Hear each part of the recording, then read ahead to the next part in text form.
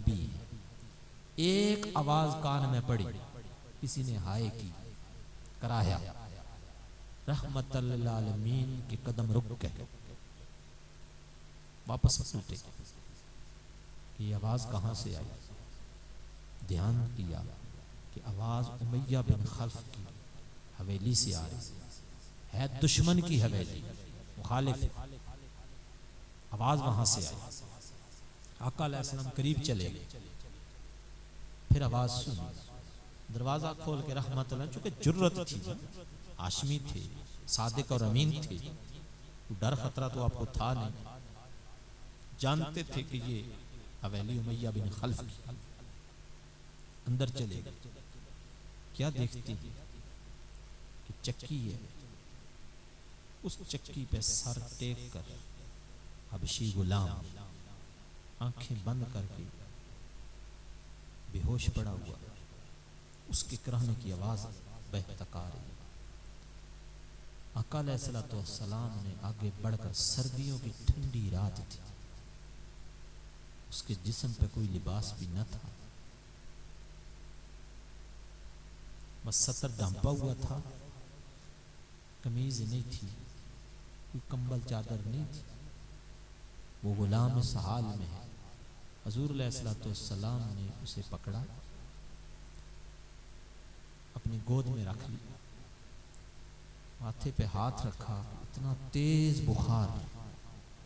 बिलाल हबशी रजी अल्लाह ताला अन्हु, आका अलैहिस्सलाम ने जूं ने सीधा किया, अब ज़हर एक और जिस्म मिल गया ना, तो हुजूर अलैहिस्सलाम के जिस्म की हीट, गरमैश हजरत बिलाल हबशी को लगी।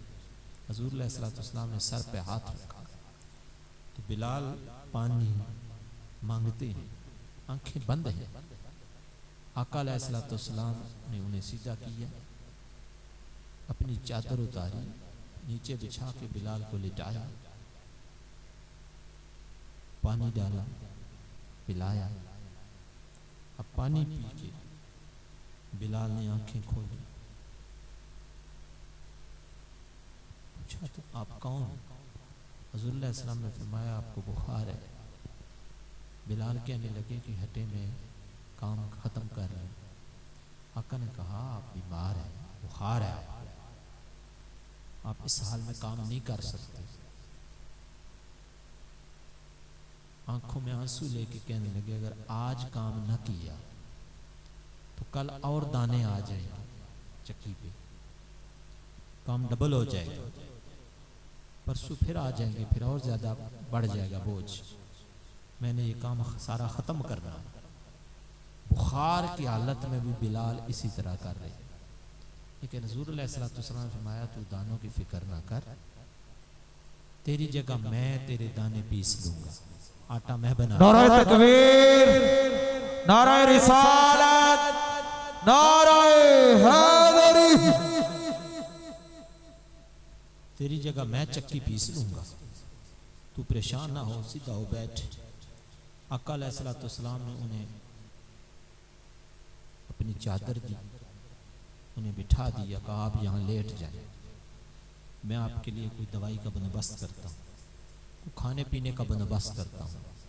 ताजदारे कायनात रात के वक्त वापस गए, अपने घर से कुछ खाने पीने का सामान लाए, कुछ दवाई दारू उसके लिए हुजूर ने किया, खाना खिलाया, कावा पिलाया, खजूरें दी, दवाई दी और कहा बिलाल तो यहाँ लेट। खुद ताजदारे कायनात बिलाल की जगह चक्की पीसने लग गए। बिलाल हबशी बीमार है। अगला दिन फिर आया, फिर आका अलैहिस्सलाम रात के अंधेरे में आ गए। हवेली दुश्मन की, मुखालिफ की, लेकिन बिलाल बीमार की खातिर आका अलैहिस्सलाम फिर तशरीफ लाए। फिर सारी रात हुजूर ने चक्की पीस के उसके सारे दाने पीस डाले। बिलाल हैरान कि आज तक मक्के में किसी गुलाम के साथ ऐसा सलूक नहीं हुआ कि घर से खाने भी लाते हैं, दवाई दारू भी करते हैं और साथ मेरा काम भी पूरा मुकम्मल कर देते हैं। और मांगते भी कुछ नहीं, बताते भी कुछ नहीं कि कौन है। चुप करके आते हैं, चुप करके अपना काम किया, वापस चले जाते हैं। तीसरा दिन फिर इसी तरह बिलाल हबशी सेहतमंद हो गए। अब आका अलैहिस्सलाम पर कुछ अरसे के बाद वही नाजिल हो गई।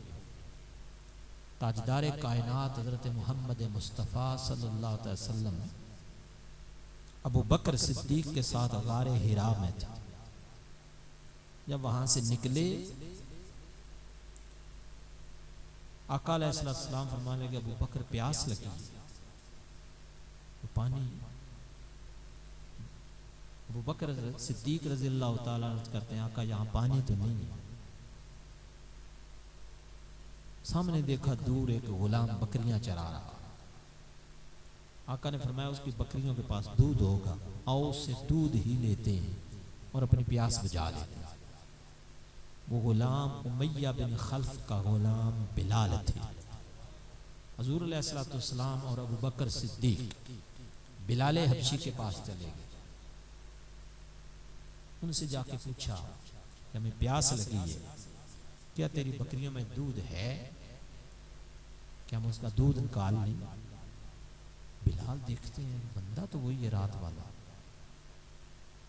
आज यहां कैसे पहाड़ों में जंगलों में। कहने लगे जी मेरी कोई बकरी भी दूध नहीं देती, अगर मेरी बकरियों में दूध होता तो मैं जरूर आपको देता। क्योंकि पहचान गए ये तो वही है, दूध होता तो जरूर देता। आका अलैहिस्सलाम ने फरमाया अगर तू इजाजत दे तो हमें इसी बकरी का दूध ना निकाल जो करीब थी। बिलाल हबशी कहने लगे जी दूध देती तो नहीं है, ये तो बिल्कुल ही ऐसी ही है, लेकिन आप इजाजत की बात करते हैं, बिल्कुल मेरी तरफ से तो खुली इजाजत है, अगर आप इसका दूध लेना चाहते हैं तो ले लें। आका अलैहिस्सलाम चूंकि ताजदार कायनात है, हुजूर अलैहिस्सलाम बकरी की तरफ बढ़े। बकरी ने देखा अल्लाह का महबूब मेरी तरफ आ रहा है, वो तो पहले ही तैयार थी जाने कुर्बान करने के लिए। आगे बड़ी सजदा रेज हो गई, अपनी पिछली टांगे फैला के दूध देने के लिए तैयार खड़ी हो गई। हुजूर अलैहिस्सलाम ने अपना दस्ते मुबारक बकरी पर रखा, बकरी के थन दूध से भर गए। हुजूर अलैहिस्सलाम ने दूध निकाला अपने हाथों से। हुजूर अलैहिस्सलाम निकालने के बाद खूब प्याला भर के पिया, फिर दोने लग गए, फिर प्याला भर के अबू बकर सिद्दीक को दिया। सिद्दीक अकबर ने पूरा प्याला दूध का पी लिया, फिर आका ने दोहया, बिलाल हबशी को दिया। हजरत बिलाल भी दूध का प्याला पी गए। जब तीनों दूध पी चुके, बिलाल क्या देखते हैं कि बकरी के थन फिर भरे पड़े हुए। ये देख के हैरान रह गए कि कैसे हो सकता है कि एक बकरी दूध नहीं देने वाली, उसके थनों में दूध कहां से आ गया? ये सवाल उनके जहन में था। आका अलैहिस्सलाम अबू बकर सिद्दीक के साथ आगे बढ़ गए। कुछ मुद्दत के बाद, कुछ दिनों के बाद बिलाल हबशी रजी अल्लाह ताला अन्हु और सिद्दीक अकबर का आमना सामना हो गया मक्कातुल मुकर्रमा में। अब जब आमना सामना हो गया तो सिद्दीक अकबर ने दीन की दावत दी। कहा ऐ बिलाल, कब तक तू इतने खुदाओं के सामने सजदा रेज होता रहेगा, कब तक इनकी गुलामी करता रहेगा? मैं तुझे बताऊं कि इस गुलामी से आजादी कैसे मिलेगी। उन्होंने पूछा बताएं। कहा कि एक हस्ती है जिनका इसमें गुलामी मोहम्मद है, उनकी गुलामी में आ जा, कलमा पढ़ ले, मुसलमान हो जा। उनका जो दीन है वो बराबरी का दीन है, उस दीन में कोई अमीर गरीब का फर्क नहीं है, कोई आका और गुलाम का फर्क नहीं है। जो आका खाएगा वही गुलाम भी खाएगा, जहां आका बैठेगा वही गुलाम भी बैठेगा, इज्जत आपको मिल जाएगी। उन्होंने कहा वो मोहम्मद सल्लल्लाहु अलैहि वसल्लम कौन? सैयदना सिद्दीक अकबर ने तारुफ कराया, वो देखा नहीं था बकरियों वाला वाकया तेरे सामने हुआ? हाँ है, अगर वो दीन की दावत देते हैं और रसालत का ऐलान करते हैं तो मैं अभी गवाही देता हूं मोहम्मद सल्लल्लाहु अलैहि वसल्लम सच्चे हैं। सैयदना सिद्दीक़ अकबर की तबलीग पर बिलाल हबशी रजी अल्लाह ताला अन्हु हुजूर पर ईमान ले आया। आका ने मना कर दिया, मुलाकात हुई, हुजूर ने मना किया कि ए बिलाल, इस वक्त हुक्म नहीं है कि अपने ईमान को जाहिर किया जाए, तू ईमान को छुपा के रख। तादाद थोड़ी है मुसलमानों की और जिनका तू गुलाम है वो जालिम है। हुआ ये था कि हजरत बिलाल हबशी रजी अल्लाह ताला अन्हु का ईमान छुपा रहा। दो असबाब बयान होते हैं कि बिलाल ने अपने ईमान का इजहार कर दिया। काफिरों को पता चल गया कि बिलाल मुसलमान हो गए, उमैया बिन खल्फ को पता चल गया। एक सबब ये बयान होता है कि उनका एक दिन होता था कि बुतों की सफाई की जाती थी। बुतों के ऊपर जो धूड़ पड़ती थी, मट्टी पड़ती थी, ऊंट भागते थे, घोड़े भागते थे, धूड़ तो पड़ती है, हवाएं चलती थी, तो बुतों के ऊपर रेत पड़ जाती, धूड़ पड़ जाती, तो काफिर सफाइयां करवाते थे। और किन से? गुलामों से। हजरत बिलाल हबशी बुत खाने में है, काबे के सहन में है, बुतों को साफ कर रहे हैं, साथ ही आपको गुस्सा आया। तो अंदर तो ईमान था, ईमान से पहले तो बुतों की सफाई करते थे, तो मोहब्बत और अकीदत थी ना कि हमारे खुदा हैं, खुदाओं को साफ किया जाए। अब जब ईमान का नूर सीने में आ गया तो उन्हीं बुतों की नफरत पैदा हो गई। तो सफाई के दौरान ही आपने मट्टी उठा के उस बुत के ऊपर दे मारी और कहा, जो अपना मुंह साफ नहीं कर सकते उन्होंने हमारा क्या साफ करना। नफरत का इजहार था। और आपका आका जो था उमैया बिन खल्फ, वो सामने काफिर बाकी देख रहे थे, उनके सामने इजहार कर डाला। एक सबब ये बयान किया। दूसरा सबब जो बयान हुआ कुतुब के अंदर कि हजरत बिलाल हबशी ने ईमान जाहिर कैसे किया, वो ये बयान होता है कि हजरत अम्मार बिन यासिर रजी अल्लाह ताला वो भी गुलाम थे। और ये घराना पहला गुलाम खानदान था जो सारे का सारा ईमान ले आया। हजरत अम्मार बिन यासिर ईमान लाए, इनके बाप हजरत यासिर वो भी ईमान लाए, इनकी वालिदा वो भी ईमान लाई। इन तीन फर्द थे एक घर में। और आपको पता होना चाहिए कि इस्लाम की पहली शहीद हज़रत अम्मार बिन यासिर की वालिदा थी। इस्लाम में पहली शहादत इसने हासिल की। कोई मर्द शहीद पहला नहीं हुआ। और इनकी शहादत मक्के में हुई है। बाकी मुसलमानों की शहादत जो 14 शहीद हुए बदर के मैदान में, मक्कातुल मुकरमा में एक शहीद है, वो हज़रत अम्मार बिन यासिर की वालिदा है मोहतरमा। काफिरों ने इन्हें पकड़ा हुआ, हज़रत अम्मार बिन यासिर को दीवार के साथ खड़ा करके बांध के मार रहे। उन काफिरों में उस दिन अबू जहल भी खड़ा है, अबू लहब भी खड़ा है, उमैया बिन खल्फ भी उधर ही खड़ा है, आस बिन वाइल वो भी उधर खड़ा है। ये सारे काफिर बारी बारी कोड़े उठाओ के मारते हैं अम्मार बिन यासिर। कोड़े बरसाए जा रहे हैं, थक जाते हैं मार मार के। और अम्मार बिन यासिर परवाह नहीं करते, नबी के इश्क में मार खा रहे। वहां हजरत बिलाल उमैया बिन खल्फ के गुलाम ये भी खड़े थे ईमान वाले। इन्हें गुस्सा बड़ा आ रहा था देख देख के, और साथ एक ख्याल भी था कि कहीं अम्मार बिन यासिर मार खाते खाते बता ना दें कि बिलाल भी मोमिन है। और अम्मार बिन यासिर सोच रहे हैं कि ये मेरी मार देख कर कहीं काफिरों के सामने ऐलान ना कर दे कि मैं भी मोमिन हूं। दोनों के दिल में यही बात है, यानी उसका ईमान छुपाया जाए। मैं तो ज़ाहिर हो चुका हूं ना, दूसरे का छुपाया जाए कि इसे मार ना पड़े। जब मार मार के थक गए, हाँप रहे थे, तो उमैया बिन खल्फ ने कहा बिलाल इधर आ। बुला लिया।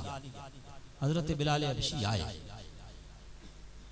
आका कहने लगा उमैया बिन खल्फ ये कोड़ा पकड़ और इसे इतना मार कि ये मोहम्मद का साथ छोड़ दे सल्लल्लाहु अलैहि वसल्लम, वापस अपने पुराने मजहब पर ला उठाए।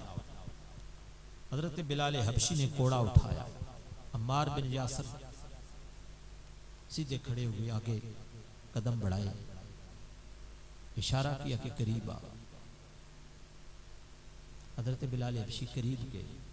अम्मार बिन यासर ने अस्त्री से कहा कि बिलाल मुझे मार, अपना ईमान जाहिर ना कर, मैं तो वैसे जहर हो गया हूँ, रोज मार खाता हूँ और हुजूर की याद में मार खाने में लज्जत बड़ी आती है, तू मारता रहे ताकि इन्हें ना पता चले कि तू भी मोमिन हो गया। हजरत बिलाल हबशी ने कोड़ा हाथ में उठाया। जब ये बातें कर रहे हैं दोनों गुलाम आपस में, तो पीछे से उमैया बिन खल्फ जो काफरों के साथ सरदारों के साथ बड़ा जालिम आदमी था, उसने कहा बिलाल बातों के लिए नहीं भेजा, इसे मार, सजा दे, कोड़े बरसा इस पे और वाल ताकत और जोर से मार।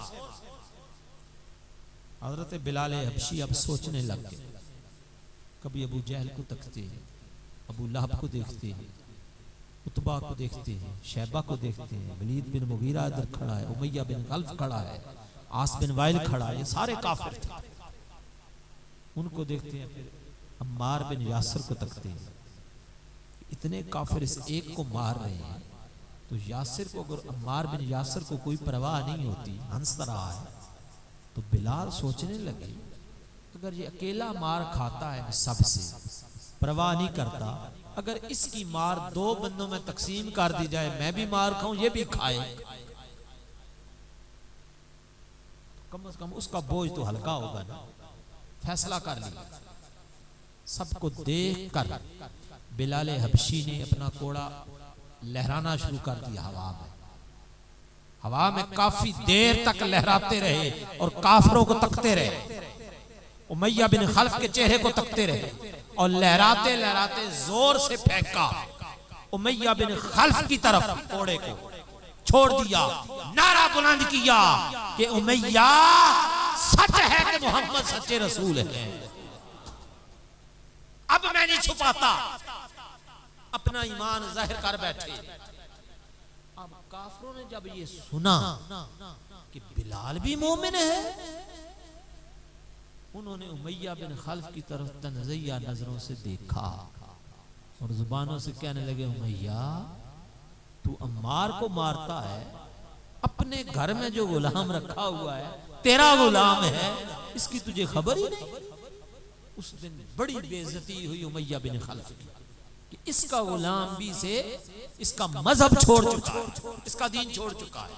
इतनी इंसल्ट उमैया बिन खल्फ की जो हुई, उसने कहा अच्छा बिलाल तू भी ईमान ले आया, अब तेरी खैर नहीं, अब जरा देख तेरे साथ क्या होता है। हजरत बिलाल हबशी को उसने पकड़ लिया, अपने दीगर गुलामों को कहा ऐसे बांधो, पकड़ो, कोड़े बरसाने शुरू किए, बारी बारी सारे काफिर कोड़े बरसाते। हजरत गिरामी का इतना मारा, सारे मार मार के थक गए, लेकिन बिलाल की एक ही आवाज आती है, मोहम्मद सच्चे, बस सल्लल्लाहु अलैहि वसल्लम, अल्लाह एक है। फिर जुल्म की ऐसी दास्तानें रकम है कि हजरत बिलाल हबशी रजी अल्लाह ताला अन्हु हुजूर की इश्क और मोहब्बत में ऐसा मारा जाने लगा कि अब कोड़ों से बात आगे बढ़ गई। तपती रेत पर दोपहर के वक्त जब रेत सही गर्म हो जाती, मक्कातुल मुकर्रमा अरब की वो गर्म रेत, अगर आपने अरब देखा है सऊदी अरब, तो आपको अंदाजा हो जाना चाहिए कि पहाड़ काले नजर आते हैं, पत्थर भी जले हुए हैं, धूप से पहाड़ काले, बंदा देख के अंदाजा लगाता है यहाँ गर्मी कितनी पड़ती है। जब रेत तप जाती, बिलाल को पकड़ के ले जाती, उस तपती रेत पर लिटा दिया जाता और फिर सीने के ऊपर पत्थर रख दिए जाते, बड़ी बड़ी पत्थर की सिलें उठा के सीने पर रख दिए जाते पत्थर भी गरम, नीचे रेत भी गरम। कहा जाता अब क्या मोहम्मद का साथ देगा? बिलाल कहते हाँ वो मेरे आका होगा। बेहोश हो जाते, फिर होश आती, फिर हुजूर का नाम लेते और कहते अल्लाह एक। हज़रात गिरामी का बात इससे भी आगे बढ़ी। जब उमैया बिन खल्फ हर रोज इस तरह की सजाएं देता, आप बाज नहीं आए, कलमे हक नहीं छोड़ा, इश्क़े मुस्तफ़ा में मारे खाते रहे। फिर उसने अगला स्टेप उठाया कि अंगारे बिछा दिए जाते, तपते अंगारों पर बिलाल को लिटाया जाता। अब अंगारे हैं, हजरत बिलाल है, ऊपर पत्थर रख दिए जाते, जिस्म जल जाता, लेकिन जुबान से कभी भी हुजूर अलैहिस्सलाम का नाम हटता नहीं था। इश्क़े मुस्तफ़ा में मारे खाते, हर रोज ये अमल जारी है। सिद्दीक़ अकबर रज़ी अल्लाह तआला अन्हु एक दफा मिले और कहा बिलाल तू इनके सामने अहद अहद न कहा कर, अल्लाह एक है, मोहम्मद सच्चे हैं, इनके सामने न कहा कर ताकि इन्हें गुस्सा ना आए, तुझे छोड़ दे। बिलाल हबशी कहते हैं सच बात है, जिस दिन ये ना मारे वो दिन मजे का नहीं गुजरता। आशिक थे ना, मारे खाते रहे। इनके इस जुल्म की दास्तान को पूरा मक्का जान गया। हर तरफ 10 लाख की आबादी थी मक्के की। कितनी आबादी? 10 लाख अफराद उस वक्त मक्का मुकरमा की आबादी थी। 10 लाख में जब ये जुल्म हो रहा था तो सारे जानते थे। अंदाजा करें कितने बेहिस वो लोग थे कि इतना जुल्म देख कर भी उनके अंदर एहसास होता है ना, वो बेदार नहीं होता था। सारे चुप थे, अपने अपने घरों में ठीक थे, खुश थे। वो बेहिसी आज हमारे मुआशरे में भी आ चुकी। काफी हद तक हमारा मुआशरा बेहिस हो गया, दूसरों की परवाह नहीं, किसी पर होने वाले जुल्म का एहसास नहीं। जब हजरत बिलाल हबशी पर ये जुल्म और सितम जारी था, आपकी उम्र मुबारक उस वक्त 28 साल थी जब आप ईमान लाए। कितनी उम्र थी? 28 साल जब हुजूर पर ईमान लाए। तो अंदाजा करें 28, 29, 30, 35 साल का जवान मार खा रहा और हुजूर के इश्क में खुश है, मार खा खा के। आका अलैहिस्सलातु वस्सलाम एक दिन मक्का मुकरमा का शहर काबतुल्लाह के साथ हुजूर टेक लगाए बैठे हैं और रो रहे, आंखों से आंसू जारी। किसकी आंखों से? हुजूर की आंखों से जारी आंसू। आका की आंखों में आंसू हैं। इतने में सिद्दीक़ अकबर आ गए। हुजूर अलैहिस्सलातु वस्सलाम चुप चुप के रो रही है। हुसैन काबा में तो सारे हैं, काफिर भी हैं, मोमिन भी हैं, हर कोई देख रहा है। और आका अलैहिस्सलाम अपने आंसू छुपाते हैं, लेकिन आंसू है कि छुपने का नाम नहीं ले। सिद्दीक़ अकबर जो के राजदार नबुव्वत थे, हुजूर के पास तशरीफ लाए, बैठे आका के पास। पूछा या रसूलल्लाह आपकी आंखों में आंसू क्यों? आका अलैहिस्सलाम फरमाने लगे मेरा जी चाहता है कि काश मेरे पास इतने पैसे हों कि मैं बिलाल को खरीद कर आजाद कर दूं और उसको जुल्म से निजात दिला दूं। सिद्दीक़ अकबर रज़ी अल्लाह ताला अन्हु उठे, घर चले गए। सीधे पहुंचे हजरत अब्बास बिन अब्दुल मुत्तलिब के पास। हजरत अब्बास हुजूर के चचा, उनके पास चले गए। अबू बकर सिद्दीक रज़ी अल्लाह ताला ने कहा ए अब्बास, उमैया बिन खल्फ से मेरी मुखालफत है, दुश्मनी फड्डा है, वो मेरी तो नहीं मानेगा, इसलिए मैं डायरेक्ट उसके पास नहीं जाना चाहता। आपके पास आया हूं कि आप जाएं और जाके उससे बिलाल नाम का जो गुलाम है ये खरीद लें, सौदा तय करें, पैसे मैं दूंगा, उसे आज़ाद करना है, पेमेंट सारी मैं करूंगा, आप जाएं उससे बात करें, आज़ाद करवाना है। हज़रत अब्बास ने कहा ठीक है। कर देता हूँ। हज़रत अब्बास गए, उमैया बिन खल्फ से बात की। उमैया बिन खल्फ कहने लगा ये 50 दिनार का लिया था, 50 ही अगर दे दे मैं से आज़ाद कर दूंगा, तुझे दे दूंगा। यानी लिया 50 का था, 50 का ही तुझे दे देता हूँ। उन्होंने कहा ठीक है। वापस आए सिद्दीक़ अकबर रज़ी अल्लाह तआला को बताया कि वो तो ये कह रहा है। अबू बकर सिद्दीक़ कहने लगे चल मेरे साथ, चलते हैं, उसे आज़ाद कराते हैं। अब जब सैयदना अबू बकर सिद्दीक़ सामने आए, उमैया बिन खल्फ तड़प गया, कहने लगा मैं अबू बकर के हाथ बेच दूंगा बिलाल को, कीमत होगी 2000 दीनार। कितने? 50 रुपए कहाँ और 2000 कहाँ, इतनी कीमत लूंगा। और साथ मेरी एक शर्त भी। वो शर्त क्या? सैयदना सिद्दीक़ अकबर ने पूछा। उमैया बिन खल्फ कहने लगा मेरी शर्त ये है कि ए अबू बकर, तेरे पास 2 फुला फुला रूमी गुलाम हैं, वो चिट्टे हैं, गोरे हैं, काले नहीं हैं, वो मेरी नजर उन पर बड़े अरसे से, तू वो 2 गुलाम भी दे और 2000 दीनार भी दे, तब मैं बिलाल दूंगा, नहीं तो नहीं दूंगा। सैयदना सिद्दीक़ अकबर रज़ी अल्लाह तआला ने कहा मुझे मंजूर है, ये सौदा मुझे मंजूर है। सिद्दीक़ अकबर ने सौदा मंजूर कर लिया। जब सौदा हो गया, हज़रत अब्बास चूंकि खुद ताजर थे, कहने लगे अबू बकर क्या करता है, तू तो बड़ा समझदार ताजर है, इतना मुनाफा तू कमाता है और तेरा तिजारत का सौदा कैसे कर रहा है? खैर तो है, 50 रुपए की चीज है, 2 गुलाम भी दे रहा है, 2000 दे रहा है। सैयदना सिद्दीक़ अकबर ने वहां जुमला कहा, फरमाया उमैया बिन खल्फ, तू क्या समझता है कि मैंने घाटे का सौदा किया? खुदा की कसम मैं इस वक्त भी नफे में हूं। आपने फरमाया अगर मैं यमन का बादशाह होता, किसका?